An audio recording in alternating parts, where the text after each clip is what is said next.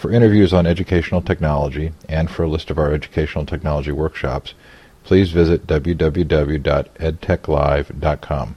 And for discounted Dell computers, please visit our sponsor, www.k12computers.com.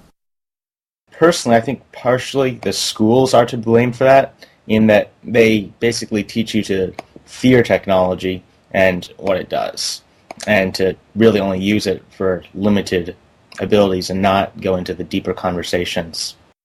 I really don't like the way that we're chopping off people's tentacles, students' tentacles, when they come into the room, into the school system, and there's no technology in there, no Web 2.0, and I basically wanted to change that. The problem is that we're fearing the technology when we should really be teaching about using the technology to avoid the bad content. This whole technology is very good at bringing up the flaws in the system and showing what might be wrong with what teachers are doing. And I think the education system owes it to students to prepare them for that world, rather than staying in the past where one person is always over your shoulder telling you what to constantly be doing.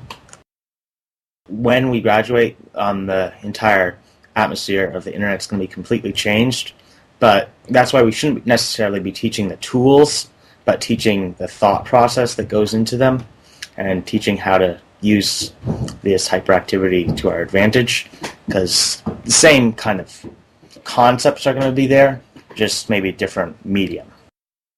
Hi, this is Steve Hargadon, and it is Thursday, October 18th, 2007. Welcome to EdTech Live. Today my guest is Arthus. Arthus is a 14-year-old student in Vermont. Welcome, Arthus. Thanks for having me. Absolutely. So just so that people know, Arthus is the name that you go by on the web. We're not going to use your real name, but if people are interested in finding you, they can find you with Arthus. But for those who are concerned about exposure of youth, we're being careful to not use your real name. Okay. So Arthus, would you tell me a little bit about how you actually got involved in the educational blogosphere? Well, actually, it started with basically me just making a blog after having seen the local person who I knew had one on the web, and I just clicked to the WordPress link. And being a pretty technical guy, I was interested in setting up the platform.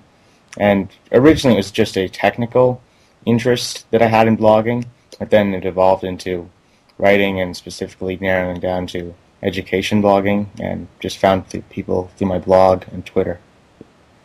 So you're using the ubiquitous Twitter now. Right? I use that quite a bit. It's very nice to be able to connect people pretty much instantly. So let's get back to Twitter, but before we do so, let me drill down a little bit on your background. So you came at it from a technical perspective. Right. Can you tell me what things you were doing technically and at what age? I started basically with all my technical stuff on the web around 11. 12, I started making my own just really basic HTML websites. And then around 13, I started getting into the PHP languages, and that's when I found out about WordPress and started using that because it was a pretty interesting application of PHP, and I was just going through the code and learning how the whole blogging system works. And now at 14, you're highly engaged in this ever-present world of all educational technology. Right. So are you unique, do you think? I very much doubt that I'm unique. Maybe I'm unique in being so interested in education specifically, but there's lots of other students out there who are interested in blogging and blog about various other topics such as Apple or just general technology. So one of the things that I think adults worry about is that students or youth who are using technology really only have a surface level understanding of it, but that the kind of in-depth engagement with the technology that you have isn't as common as they would like. Do you think that's true? I think that would definitely be true for most people, and personally I think partially the schools are to blame for that, in that they basically teach you to fear technology and what it does, and to really only use it for limited abilities and not go into the deeper conversations. Yes, certainly there are a lot of concerns, I think, by caring adults that the use of technology, especially the web, puts you in danger. Do you feel like do you ever feel that way? I really don't feel like I'm in any danger at all on the web. I just use the different name, and that's basically the only precautions I've had to take, and I've never had anything strange or weird happen. What kind of technology have you had access to at school? And in what ways have you seen it? Have you seen it being used in school in ways that you feel were successful? Really, our school, being a very rural school, hasn't used very much technology at all. Interestingly, there is a Moodle setup, but none of the teachers that I've interacted with have used that at all, so I have yet to see how well that's been working. And one teacher has tried to set up a blog, but that pretty much fizzled out. That's the only technology, or school 2.0 technology that I've seen. Do you have computers at your school? We do have computers, pretty good penetration, like quite a few mobile labs and like 3 computer labs. It's a relatively well-funded school, considering it's a union school, so we've got a pretty much large budget because it's like 5 schools, 5 towns going together for one school. But even with the good funding and with the actual technology there, is it your feeling that it's not getting used very well? Right. It's not used as much as it should be at all, and it's all almost as we're buying new computers like every couple of years, but we're never really getting the teachers to engage very well with them, using them in the classroom. And I'd really like to see us actually start a one-to-one laptop system, since that would be a lot more efficient, really, than buying all these extra labs and stuff that we've been buying. And I think the one-to-one really gives the teachers the opportunity to know that every student is going to have a laptop available to use whatever technology or blogging thing that they want to be doing. So you're a freshman in high school, right? Do any of those mobile labs come into your classroom at any point in time?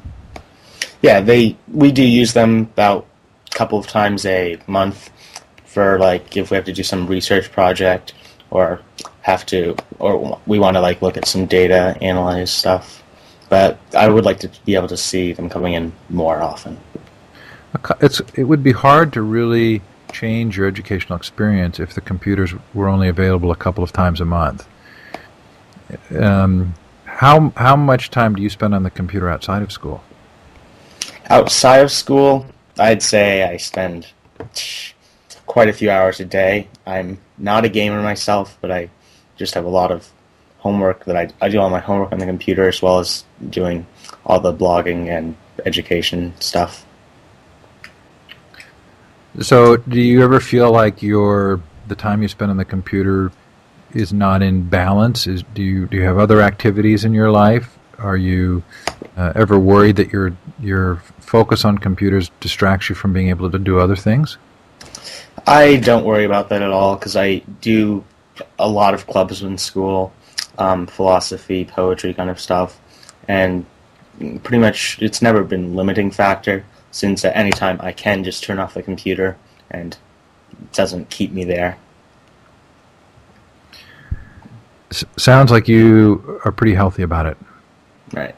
And I think mostly one of the things that's kept me the most healthy is not using games, because I really just don't have the time to do gaming, and by making pretty much a strict rule on myself against doing any gaming, it keeps the addiction factor down a lot, I think. Do you know other kids that you feel are using the computer excessively and haven't been able to navigate into kind of the healthy balance that you have? I do know a couple of kids who are like that, who tend to be on like 24/7 basically. They'll be any time of the night that I log on, they'll be there, and usually they're not really even doing anything on the computer, don't have a set task, And I think that's one of the most important things, is to, when you get on the computer, know what you want to be doing, rather than just logging on to do whatever. How did your mom have the idea for using the pseudonym, or was it your idea? How did you come up with the desire to keep your privacy? Well, that was actually my idea. I was registering for Warcraft, and that's where actually the name kind of comes from. Is there's an Arthus character in Warcraft with an A instead of a U, and I just changed the name a little and made that for my name, and that's what I've stuck with ever since then. And has your mom been glad that you did that? She really hasn't talked about it much, but I think she is glad that I do use a different name online to protect my privacy.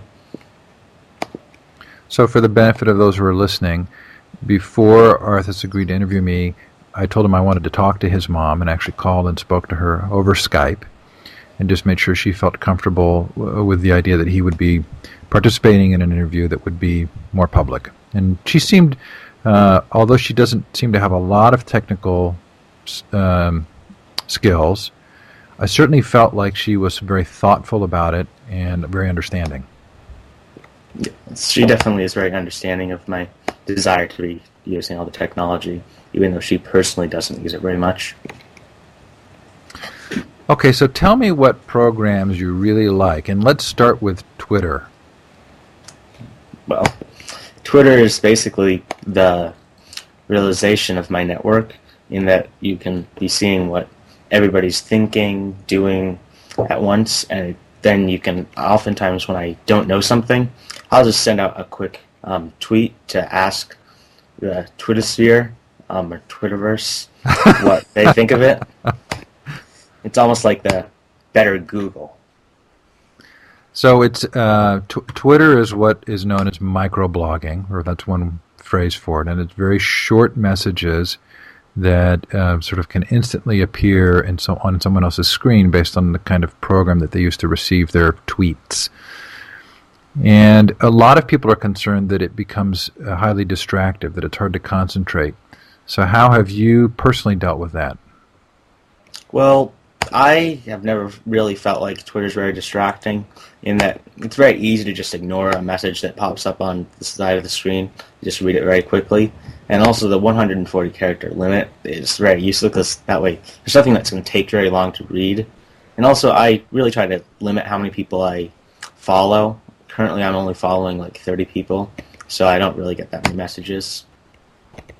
So how do you choose who you're going to follow? I will only follow people if I've met them somewhere else, either through their blog or through a chat somewhere. If someone just starts following me, I won't follow them unless I've actually spoken to them in some other form besides Twitter. Do you use the same philosophy for social networking and other sites where you're creating friendships? Pretty much, yeah. Anywhere where you have to create a friendship, I make sure that I at least have some connection to a person before I accept a friendship. With the sole exclusion being Facebook, where if somebody found out about me through like a friend of a friend, I usually accept them. Leaving Twitter aside, then, tell me some other favorite programs that you use. I definitely like WordPress. That's my blogging platform of choice, and I've set up a lot of WordPress blogs. And then Flickr, I'm actually doing a project right now where every day I post a photo on Flickr. It's called The Student's Eye, and I try to think about things that would be interesting to students as well as teachers and post a Flickr photo of that. And then on my personal computer, I just run the normal development kind of programs. You mentioned Facebook. Do you use MySpace at all? I do use MySpace and Facebook, but MySpace I really don't like. The interface is very shoddy. So I'll only go on there if somebody specifically asks me to check out something or add them as a friend. But Facebook I do like. They've got a much better interface, and the whole apps API is very nice. So I can easily eat up like 30 an hour a day on Facebook. Oh, interesting. Using Google Documents at all? I do use Google Docs as well as Zoho Notebook. Google Docs I use for more formal things, and then Zoho Notebook I use for like when I'm planning a project I'm going to do, that kind of thing. So, I've not used Zoho very much. Why would it be attractive for that? Well, Zoho Notebook, what it basically is like a traditional notebook where you can clip stuff into there and you can put anything in there, including images, video, audio, and then embed HTML from any other page. So it's really nice. I can like embed a YouTube video right into my Zoho Notebook. I can add an RSS feed into there about something that I'm studying. So it's really useful to be able to clip anything that's on the web into there. Okay, what about social bookmarking? I use Delicious. That's actually where I put all my bookmarks. I've just got the bookmarks toolbar of Delicious, and that way when I bookmark something it just goes directly into Delicious, and I share pretty much everything I've got bookmarked on my computer. Do you use wikis? I haven't used wikis very much, just because I haven't really had very many projects where it was a big collaborative effort, and any small projects I could just do through Google Docs. But I did recently start a wiki about a possible strand for the Edu blog community, the SLA one in the spring. Oh, the EduCon 2.0? Right, EduCon 2.0. I just started an explorative wiki on Wikispaces to see if anybody would be interested in a student-run session. You know, I think you're going to get a lot of positive response. Yeah. That would be relatively close to you. So is that something that you think you might go to? That's something I'm hoping to possibly go to. And also, I've got some family that lives in Philadelphia, so that is a reasonable place to be able to visit and participate in a conference there. Okay, any other web-based tools that you feel that you're using with some frequency? All right, I'll just go in. I do use FeedBurner, obviously, just for tracking that, and then Quizlet is actually one of my favorite tools that's very education-related. Have you ever heard of Quizlet? So that's it's building your own sort of flashcard system. Right, it's a flashcard type system where you just put in the terms and the definitions, and you can either print out flashcards of it. You can do a flashcard type learning system where they give you prompt you with the definition of the term and you have to give the other part, or it can even build tests with multiple choice or matching, that kind of thing. So you're highly involved in this Web 2.0, produce content, put it on the web. Right. Do you feel like there's a generational shift? Do you look at people who are older and recognize that your use of the web is different than theirs?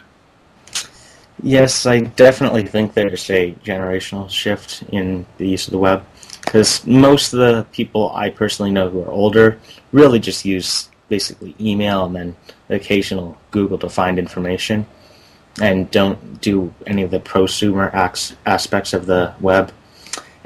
But the other interesting thing is not all of my generation uses the same kind of prosumer aspects, and they're pretty much limited to social networking and don't really use all of the options of YouTube or Flickr, that kind of thing. Yeah, one of the things that occurs to me in talking to you is that you probably started at about the same age that a lot of people who are technically oriented start doing kind of creative things technically. It just so happens that you're living through a period of time where the technical things that you can do are related to Web 2.0. But 10 years ago it might have been a different programming language or something like that, or 20 years ago could have been, the first computers. But certainly not everybody is going to be like you. Do you find that you've made friendships with others who are at your age or as actively interested in Web 2.0 as you are? I really not not in the real world have I met very many people my age who are as interested in Web 2.0. I've got like one friend who has been interested in it and runs his blog. And I've also met people, other students online, who are interested in maybe not specifically education, but the whole Web 2.0 technology thing. And I've never met them in the real world, but I've spoken to them online and chat with them. That's right. And so you've specifically also kind of targeted yourself towards education. Can you tell me Right. why that is? Well, it started off basically because of the vested interest in that it's my current education, that I'm in the education system. And I really don't like the way that the whole way that we're chopping off people's tentacles, when students' tentacles, when they come into the room, into the school system. And there's no technology in there, no Web 2.0. And I basically wanted to change that and see what I can do, talk about it, talk about the problems. Why do you think that? So I'm assuming when you say tentacles, you mean their connections to other aspects of their life through the internet, through cell phones and the like. Right. So do you think that there are legitimate reasons why teachers would be worried about those technologies?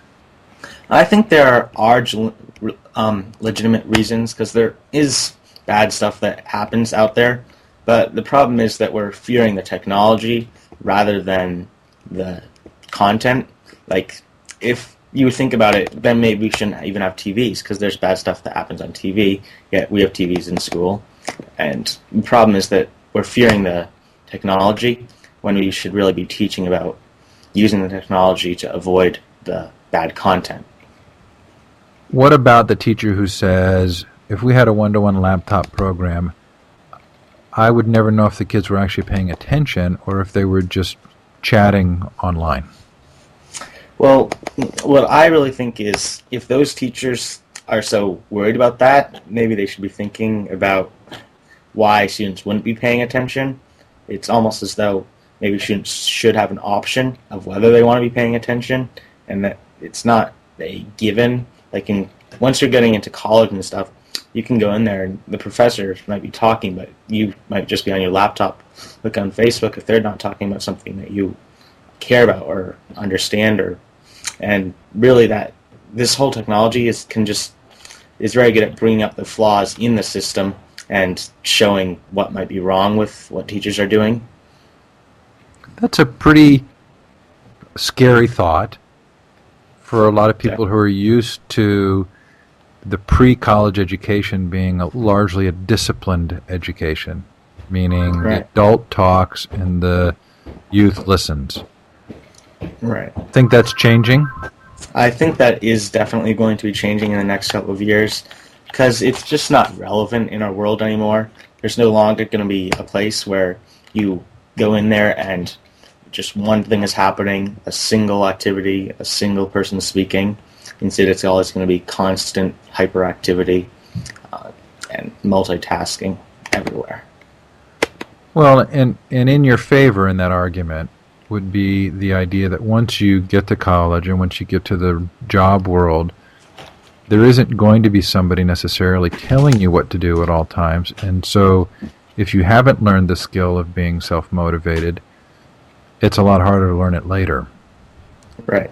And like in the job world now, so many people are telecommuting and everything like that, that bosses are expecting that people can be self-motivated and doing work on their own without somebody just standing there telling them what to do constantly. And I think the education system owes it to students to prepare them for that world, rather than staying in the past where one person is always over your shoulder telling you what to constantly be doing. What about the educator that would say, all of this technology is so new, and we don't really know how it works yet well enough, and we're not really sure what its impact is, so we don't want to jump into this too quickly? Well, that always brings me back to this article, I think it was in Time, almost 10 years ago, that basically said that the internet's going to be gone by 2000, and that we're not going to have anything, and it's just a passing fad. And obviously that's not true, because we still have the internet, perhaps more so than ever. We're all online, all connected. And I think it's true that when we graduate, the entire atmosphere of the internet is going to be completely changed. But that's why we shouldn't necessarily be teaching the tools, but teaching the thought process that goes into them and teaching how to use this hyperactivity to our advantage, because the same kind of concepts are going to be there, just maybe different medium. You said hyperactivity. Did you mean hyperconnectivity, or did I maybe not hear that right? I said hyperactivity. That's just a phrase I like to use because it's also hyperlinking, or also just hyperactivity in the real world where you're constantly connecting, constantly watching, constantly, and simultaneously doing many different things. So hyperactivity in its most positive connotation. Right. Well, what about the fact that most teachers have no idea themselves how to use these technologies? Well, I think really they owe it to themselves and the students to learn how to use these technologies. And really, the technologies are pretty simple to learn. I mean, if a 10, 5, 7-year-old can learn how to use them, then hopefully somebody who's college educated can learn how to use something like Twitter. It's really just type a short little message, press enter. Yeah, it's easy to say that at 14. And I'm particularly adept at picking up new technologies because I love them. But I know that not everybody is. And Right. and that people for whom very simple basic instructions on a computer need to be written down are going to feel completely overwhelmed by social networking, blogging, wikis, Twitter, and all of this kind of coming at them all at once. If you had to pick one technology that you'd say would be a really good one for an educator to start learning, to begin to relate to students and to improve their classroom experience, which would it be?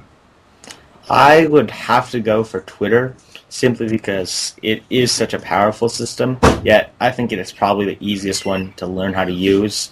Maybe not learn how to love, but learn how to use the fastest, because that's the one where you just type your 140-character message, and maybe they won't get the whole policies of the network quite yet, but you can use Twitter without even the network behind it. You can simply just be throwing stuff out there, and then once the educator learns how to use it, then students will be fast to learn how to follow what the educator's doing and everything like that. Does your mom use Twitter? My mom doesn't use Twitter, simply because I've never showed it to her. I'm sure she would, except she doesn't really spend the time in front of the computer for it to be useful. And that's one thing of Twitter, is that you do have to spend enough time in front of the computer that you can keep track of the network. Does she have her own computer? She does have her own computer. We've got about four computers in our house. Does she use Skype? I think you said she does. Yes, she does use Skype. Not very often, but she's always signed on because Skype starts whenever she starts the computer up. But she would prefer, and she actually, for a while when Skype had the free Skype Out program, she used all her calls with that, and that's pretty interesting to watch for an experiment, and that worked pretty fine. And she's really technologically illiterate, but was able to use Skype fine during that time. Have you ever sent your mom an instant message while you were in the same home? I have. Actually, she's called me too on my cell phone when I was upstairs and she was downstairs, as well as on Skype, sent a quick chat message, dinner's ready or something like that. And it's really nicer than, I actually think that's not a big problem, because it's nicer to just send a quick message than yell upstairs, I think. Do you have a cell phone? I do have a cell phone. Do you text on your phone? I don't text because I figure when a cell phone has the capability to call, you might as well use the calling capabilities of it. And it's also, I don't have the text plan, so it's pretty expensive. That makes a lot of sense. Okay, so how have your teachers reacted to these interests of yours? Well, my current teachers, since it's still just like the first quarter of freshman year, don't really know very much about what I do. I'm still going through the whole administrative process to get into the school website and start changing with that. But my previous teacher last year, I set up a blog for her, and she liked that a lot, and I've sent her links of cool technology to try, and we definitely had fun showing how it could be used in the classroom. If you had an opportunity to speak to all of your teachers right now, if they were going to pay attention to what you would say and would all stop for a moment and listen to you, what would you say to these high school teachers that you're going to be with for the next 4 years? I'd say that they really need to stop being so disconnected from the technology. And one of my teachers, I think, is the most interesting in that regard. He's really the old school kind of learning, knowledge type guy. You can ask him any fact and he'll know it. He's like a Google, except for he's the one who almost never uses the computer lab and advocates going to the library and doing the traditional research. So I'd say they really need to learn that there's new ways of learning, and it's not about learning the knowledge, but learning the thinking, since all the knowledge is a Google away. Very interesting. Hey, do you watch TV? I don't watch TV. We don't have a cable or anything in our house, and I really don't have much time for TV. But I do download a couple of shows. I watch some NBC ones, which they release for free online when I have the time, done with all my work. Like Heroes or show? I watch Chuck and The Office. I like comedy, basically. Can you actually download those, or do you watch them from the web? I watch them through the NBC site. They started releasing those for free online. Do you have an iPod or an MP3 player? I do have an iPod video. And have you ever bought something to watch on that? I've never bought a video because it's just such a small screen. I don't feel like it's really worth it. How many songs do you think you have on your iPod? You don't have to estimate. I've got 3,965 songs. So to someone of my generation, that's amazing. Yeah, and the number of them that I've actually listened to on a daily basis or monthly basis even is pretty low, considering it would take me 12 straight days to listen to all of them if I was listening 24 hours a day. Right. How many hours a day do you think you listen to your iPod? I don't know. It's really hard to count. I imagine it's something crazy like, I don't know, 12 or something. Because I listen to it constantly from the minute I get home, or actually the minute I get on my bike after school, to the minute I get home, to the minute. And I just flicked it off a second ago when I started this conference. And I'll probably have it back on the second I get done. Do you think that having the earplugs in ever stops you from socially interacting with other people? I don't think that really, because usually whenever somebody starts talking to me, I'll just turn the iPod down or off, and I do value face-to-face speaking a lot still, and it's not really a limiting factor. Is there anything about these technologies that you do worry about with regard to youth and their appropriate use of them?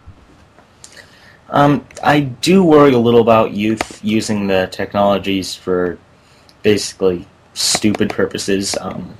The whole, there's so many pretty much just plain stupid YouTube videos out there, and they really don't realize how public that is, and that college admissions officers, 4 years later, will be going through doing a Google and finding all of that. And is that really what you want when you're trying to apply for college or a job? Do you ever see examples of cyberbullying? I have never seen examples of cyberbullying, and I think that's partially because my community is really a pretty nice community in terms of there's not very much bullying even in real school, and online there's not very much at all. And when there is, it's really very small stuff, like just an annoying message occasionally that's happened to some of my friends. And they've never gotten really upset about it. Do you have a filter on your computer? I don't have a filter on my computer. I never have had the need for one, really, and I run the networks here, so my parents never have put anything up. You run the networks in your home, you mean? Yeah, I run the networks, all the wireless networks and everything.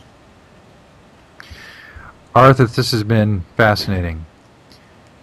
Is there anything else that you would want to say before we finish? I'd just like to say that it's very interesting to see this whole conversation, and that I've been talking and blogging for a year, yet once I got on Twitter and started really participating actively in a more social and interactive thing, the participation grew exponentially, and I think it's pretty amazing, the testament to the value of interactivity over just one-way speaking. You know, I think you are pretty unique. And my guess is that you would recognize that, kind of looking around at your friends. But you're unique in the sense of the same way that Mark Andreessen was unique or that Bill Gates was unique. I mean, you found something really interesting to do at an early age, which really isn't related to your formal schooling. Not at all. And I think that's part of what's going on, is that it's with the web has made it so evident that learning can take place outside of formal learning structures, and in many ways, maybe best takes place outside of formal learning structures. That it's calling into question a lot of practices in traditional education. Right. And I definitely agree that it probably takes place best outside of the traditional structures, and that's what I've experienced. So why would you keep going to school?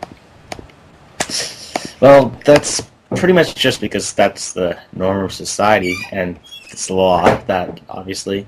But if I had the choice between going to a school where we just would spend the whole day just doing connections through the web, or going to a traditional school where just one person presents all day, I would definitely choose the former. Interesting. Arthus, thank you. Thank you for having me.